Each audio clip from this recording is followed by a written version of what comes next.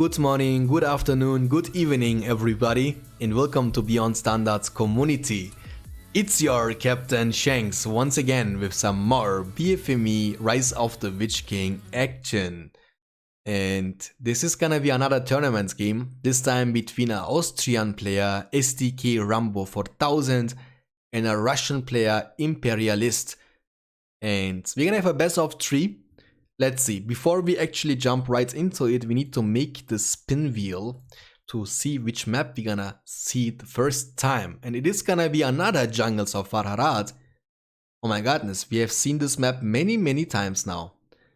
Now we're gonna go back into the game. Gonna choose the map Jungles of Farharat and starts with the game number 1. So Jungles of Farharat, gonna open one more spot. The rules are simple, no custom heroes and no ring heroes. And besides that, everything is unchanged. You can pick faction. Winner has to save replays and post it in game replays. Okay, Imperialist is picking random faction. And Rambo is gonna also pick random faction. It looks like it, for example, for me. Don't want to see any more jungle. Yeah, I feel you, man. I feel you. Okay, Rambo4000 is actually picking goblins. Imperialist is choosing to play random. And let's get the game number 1 started. Yeah, maybe I'm gonna add 2 more Forts of the Eisen. You know, Forts of Eisen. Alright, chat.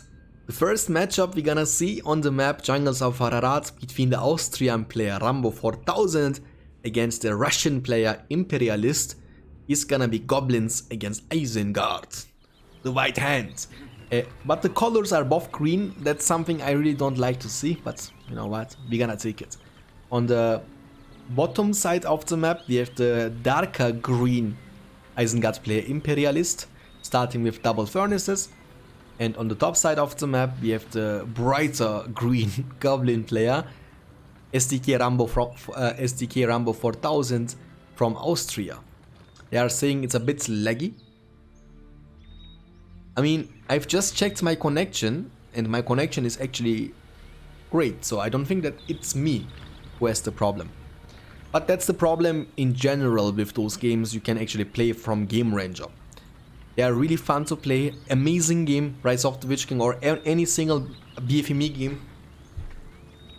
But the biggest problem there is that the games are quite laggy. It's okay when you are being on host, but also not all the time. It depends also on your enemy or on other players playing with you, how your connection is gonna be with them.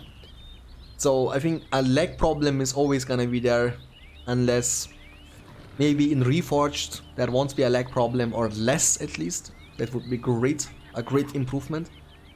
But yeah, we have 3 furnaces here and the Uruk pit is up on the field. And the first unit we're gonna see from Isengard is going to be this Urukai. We're gonna have a Goblin Cave into the second Goblin Cave. And I think Goblin faction in general is really good in this map. It works something like Dwarves. And I think it's something you can actually spam against the Isengard and force him to play more defensively. And we're gonna get Urukai on the field. Let's see. Nice move here from the Goblin player, capturing the Signal Fire for himself. It's gonna give a huge boost. This is the vision right now. Watch now. Watch. And poof, you see that? It's an incredible amount of vision control. He even sees the Urukai coming from this bottom side. That's how much vision control he's gaining by having this Signal Fire under his control. And yeah, let's see. Isengard did not pick anything just yet. And the Goblin player picked the Cave Paths for debuff. And there is a builder, so he definitely knows that Urukai are around this side. It looks like he wanna move all the... Nah, what is he doing with this battalion? That's the question. Maybe fake retreat? Like in real wars, you know? Retreat, but only for fake. Russian stroke, but Ukraine is best guys, you know. Right, we have crossbowmen on the field. They are super good against goblin warriors. Another Signal Fire will get captured from the green goblin player. Rambo4000. Rambo4000 is also a quite strong player, by the way. I was able to cast many games from Rambo4000 in 1v1 but also in 2v2. Playing really great games so far. And let's see. Many goblins with poison blades. They should be able to take down the Urukai. They are in the shoot wall formation and in the whole ground stance. And as you can see by yourself, that's what I'm talking about all the time. They are quite tough to take down. Quite tough to take down. We have 3 goblin caves so far up on the field. Eisen is gonna get this under his own control. Goblin warriors, you don't wanna be in melee range with those crossbowmen. I mean, he's still killing them, but taking unnecessary damage as he's ranking up to level 2. That's great. More crossbowmen are coming out of the pit. And Warg Pit is up on the field as well as he's about to get it to level 2. That means Warg Riders gonna be joining the battlefield as well. And I'm guessing Warg Riders or any cavalry units against a spam faction like Goblin, especially now because he has 3 Goblin caves, might even go for more. I mean, you can trample them, you can deal with them easily, and you don't need to be worried about, you know, and that's gonna force the Goblin player to send actually grouped units, so there is no way you can deal any kind of damage to you by sending 1 or 2 battalions. He needs to make sure to send 5 battalions at the same time, so he can do something against the Warg Riders. But yeah, right, this Warg Pit, a Warg Liar is gonna get taken down. This map is made for goblins. 1.00 community.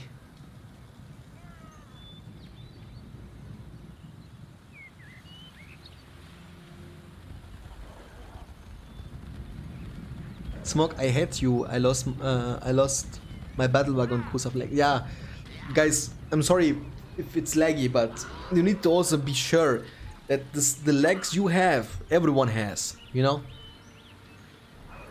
And I can tell you that much, it should not be because of me.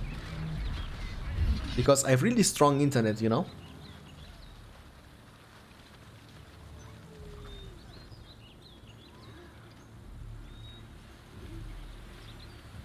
What is he doing with those goblins? Doing not much. Maybe waiting for the second Warg Rider to come out. This one should be easily able to deal with them anyway.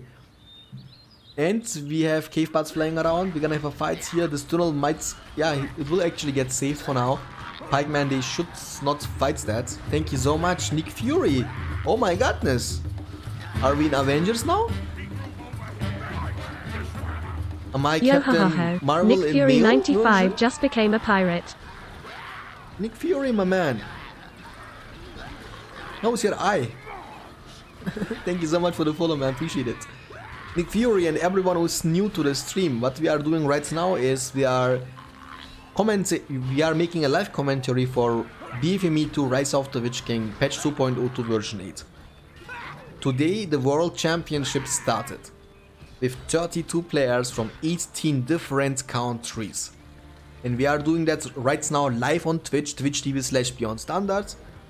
And every game will be exclusively uploaded on the YouTube channel as well. So I'm gonna cut this video through, and every game, for example Mr. Smog against King Black Rider, will be a separate video, and all this will be a separate video and they will be uploaded on the YouTube channel. So by the way, if you're watching on YouTube, you know what to do. And yeah, this is the first day of the tournament.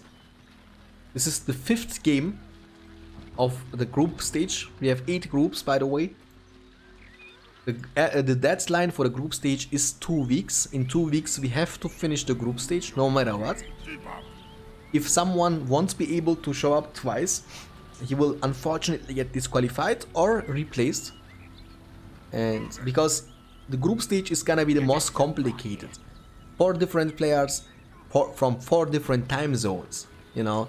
There is someone, for example, living in a time zone GMT +3, and there is some who is living in GMT -7. So those players, they are only able to play each other at the weekends. There is no other way, because there is like 10-hour difference between those guys, right?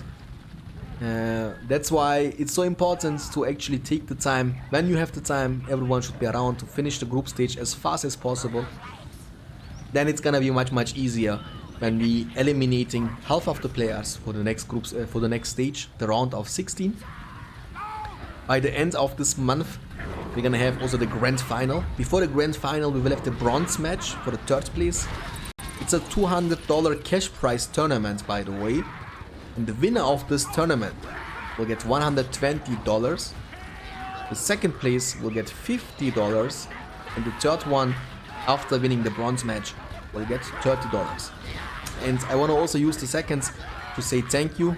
Thank you to the donations.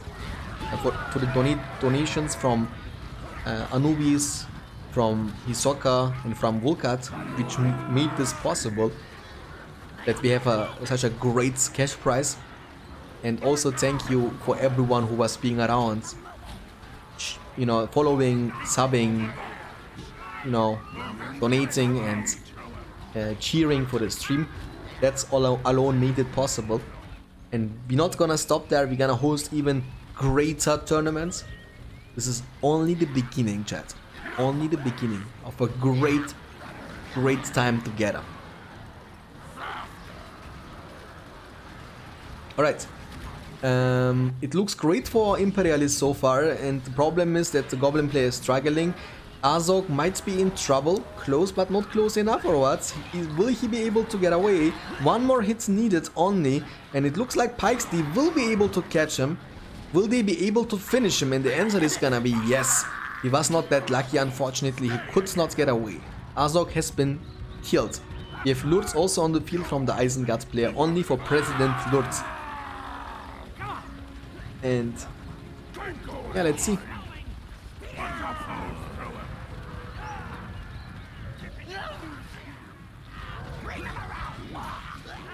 Right, Spider Riders are trampling down those Goblin Warriors. More Goblin Warriors are coming. We have 3 Goblin Caves, Spider Pit and the Fissure on the field.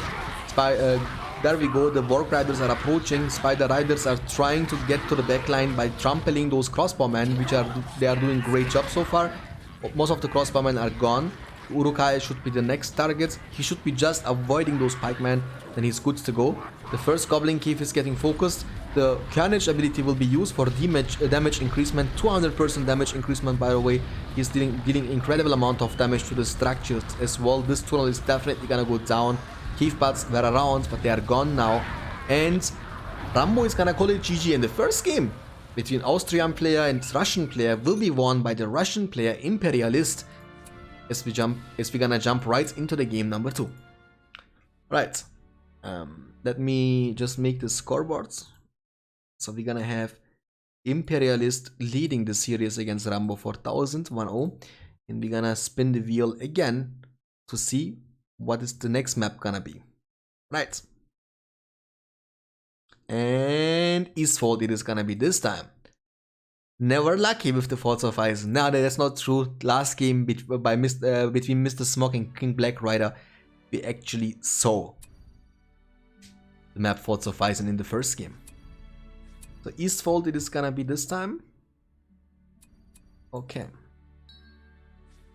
Let's see if he still chooses goblins or if he wants to go random maybe.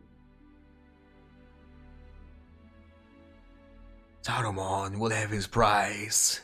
Yes. Yes, my man.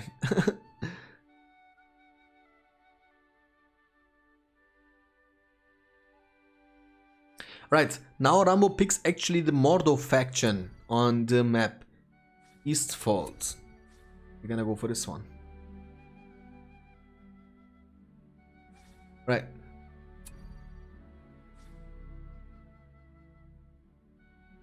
Okay. Imperialist once again going random. And Rambo4000 from Austria is choosing Mordor as a faction.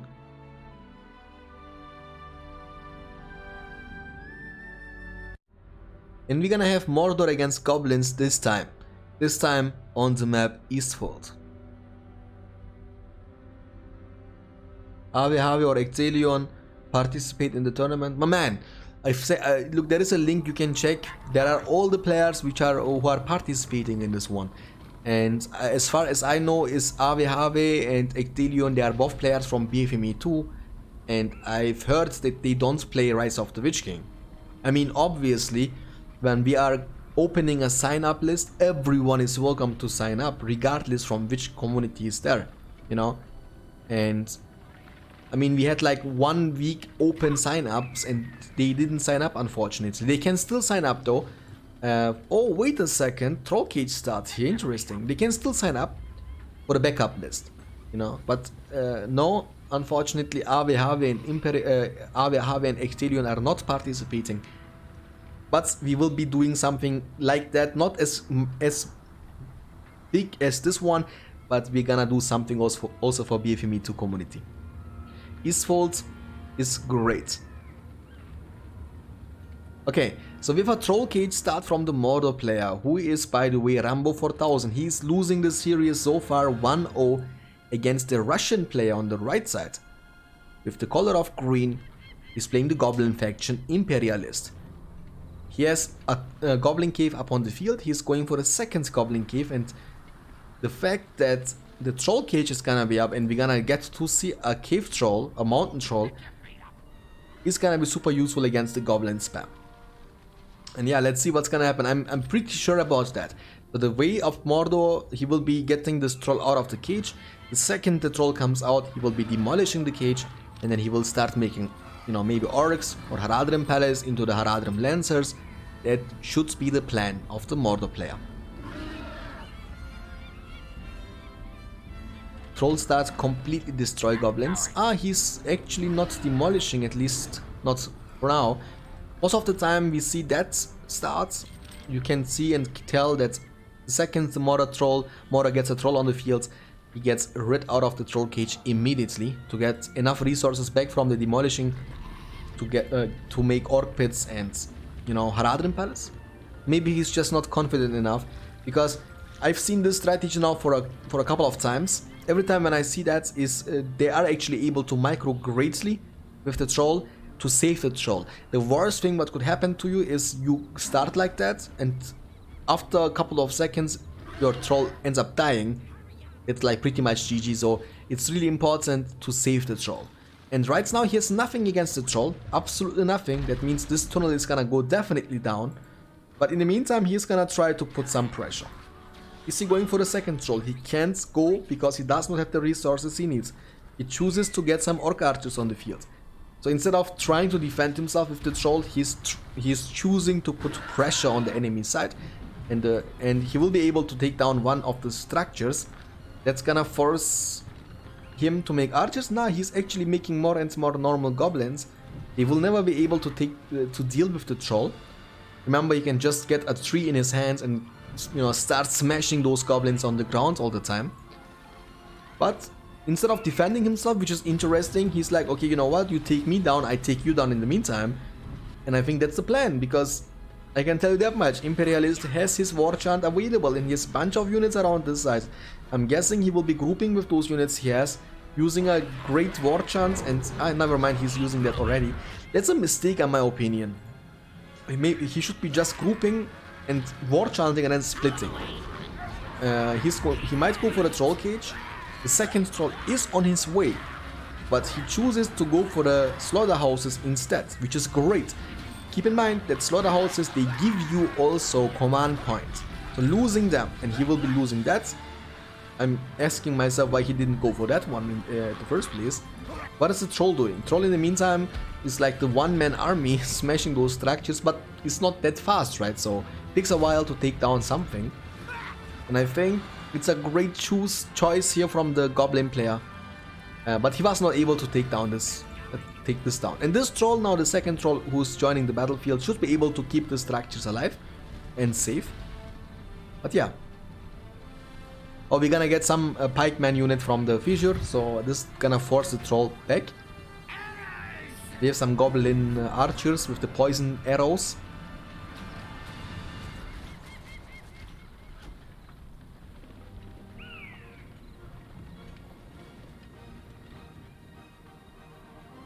Nah, when he wanna shoot at the fortress, this is not a siege unit, right? So it's not like a mountain giant. So he will be in the range of the fortress and oh, don't do that. Oh no, troll, why? Oh my god. Hello darkness, my old friend. Okay, never mind. Rest in peace. I think he was not being careful, he was not watching. Or maybe he randomly stopped, but it was a level 2 troll. Unfortunately, he lost that. In the meantime, he's using his second troll to creep, or to clean up this works first before he goes to creep. This might go down. Yes, still his troll cage up on the field. Remember, when he gets that to level 2, that's gonna give him the option to recruit this drama troll. Drama troll is really great because you have a roar ability with the drama troll to scare the enemy units off.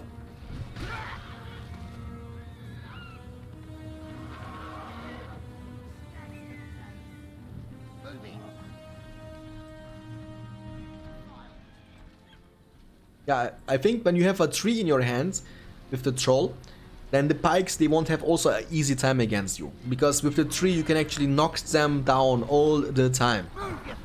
And they might not even be able to attack you. But I think the reason being why he chose the rock was just to pressure the structures. It takes a while, it has a really slow auto-attack animation. The auto-attacks are going off really slow. So as Mirak Turi was saying in the chat, the damage is not bad, but the amount of attacks he's getting off in a second. Look at that. I mean, this is just feeding. This is just feeding here. There's a mistake, big mistake here from my man Rambo4000 from Austria. And the things are really looking great for the Russian player Imperialist.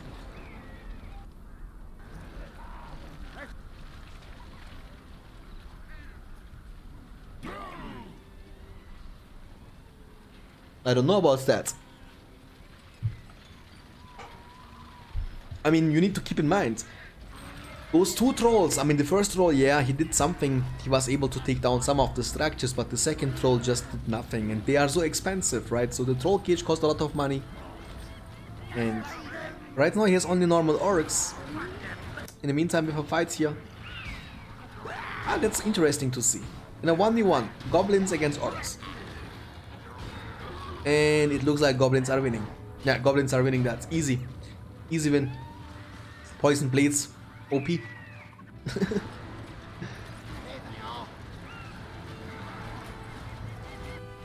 Things are not looking really great, to be honest, for the Mordor player. But we know one thing. When Mordor reaches late game, Mordor is gonna be a monster. Okay? We have a fight here. The half-troll swordman units, they are getting taken down. It's not a big deal to lose orcs, but it's a big deal to lose really expensive units. Those half-troll swordmen, they are expensive. They cost 400 each, by the way. I'm just gonna show you. They cost 400 each, just like some with the half-troll pikes. Now we're gonna get a drama troll on the field. Drama troll, that's what I'm talking about, the roar ability. So it's gonna cause enemy units to fear. And he has also a leadership, which is something like a statue. But it does not give you, like a statue, it does not give you a fear resistance. So it's gonna give you damage and armor buff. Then you're gonna get more or faster experience. Roar ability will be used. This is not an ability like Boromir's Horn of Gondor. That's gonna make the enemy units run away in random directions. Horn of Gondor on the other side is stunning the enemy units, so they are unable to move away. That's why Horn of Gondor and arrow volley or long shot has a great combination. This one with long shots, not that much. Here we have Spider Allies special summon from the Goblin player. They are actually not being able to do much. They are just standing still, dancing around. That's gonna force Mordor player back. And in the meantime, he's splitting his units. That's what I like to see. He has units everywhere. There is a tunnel, which is gonna be really important to get units out of there. Another troll is joining the battlefield. You gotta be careful. You should be definitely grabbing a tree, in my opinion.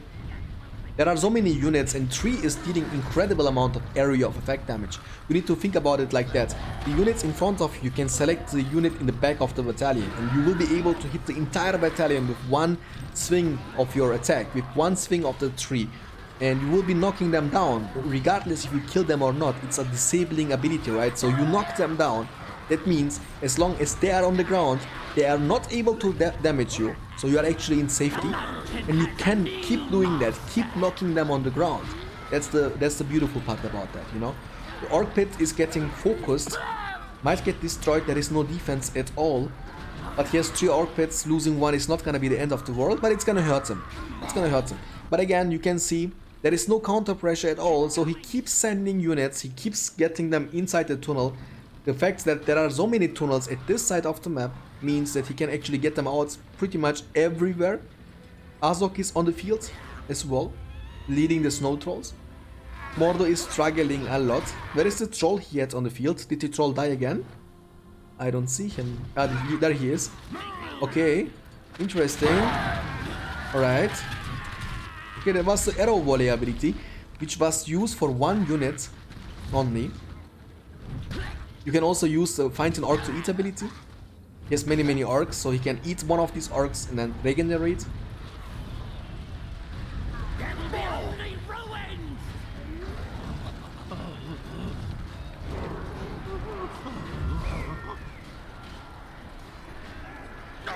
Mordo wasted his trolls. Yeah, but Drama Troll has been taken down. War Chant ability has been used from the Mordo player, SDK Rambo4000. With that, he was able to defend himself.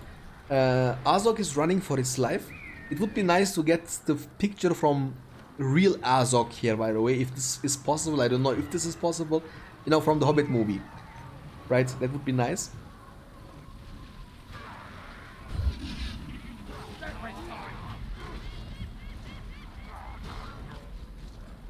Let's see.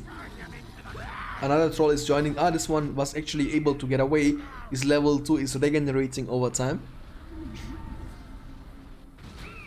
This tunnel might get killed. Yeah, definitely it's gonna go down. Nah, never mind. There are not. These are the units from the goblins. I'm sorry. This slaughterhouse might go down though. And yeah, look at that. Rambo is already calling it GG. He will be demolishing everything that he has on the field, and that's gonna be it between Mr. Imperialist, Mr. Imperialist and Mr. Rambo4000. The games will be won 2-0 by the Russian player Imperialist, who is now a step ahead of his enemies in his group and a step closer to the round of 16. I hope you enjoyed this one, guys. If you enjoyed, please make sure to like the video, and if you're watching that on Twitch, please make sure to follow the live stream. Thank you so much for watching.